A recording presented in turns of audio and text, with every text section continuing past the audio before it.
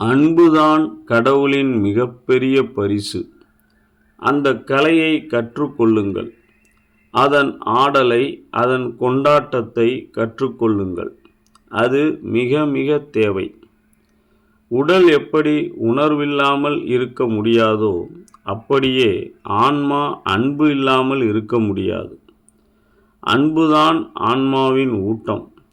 அதுதான் எல்லா மகத்தானவற்றிற்கும் ஆரம்பம், தெய்வீகத்தின் நுழைவாயில்.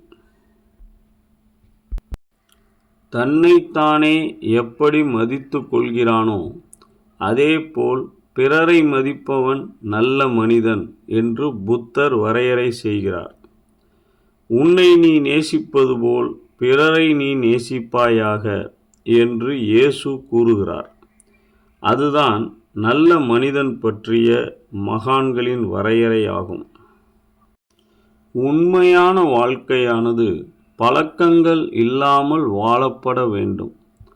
உனது கெட்ட பழக்கத்தை விட்டுவிடு என்று மீண்டும் மீண்டும் உன்னிடம் சொல்லப்படுவதை நீ கேட்டிருக்கிறாய். பழக்கம் என்பதையே நீ விட்டுவிடு என்று நான் கூறுகிறேன். இங்கு நல்ல பழக்கம், கெட்ட பழக்கம் என்று எதுவும் இல்லை. எல்லா பழக்கங்களுமே கெட்ட பழக்கங்கள்தான்.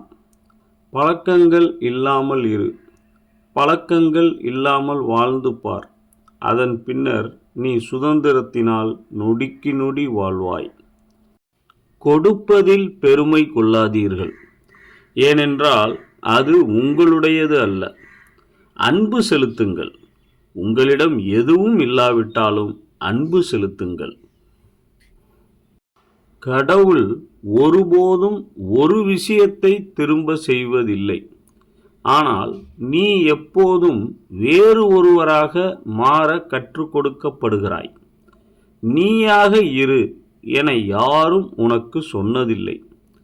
உன்னுடைய இருப்பின் மேல் மரியாதை கொள்.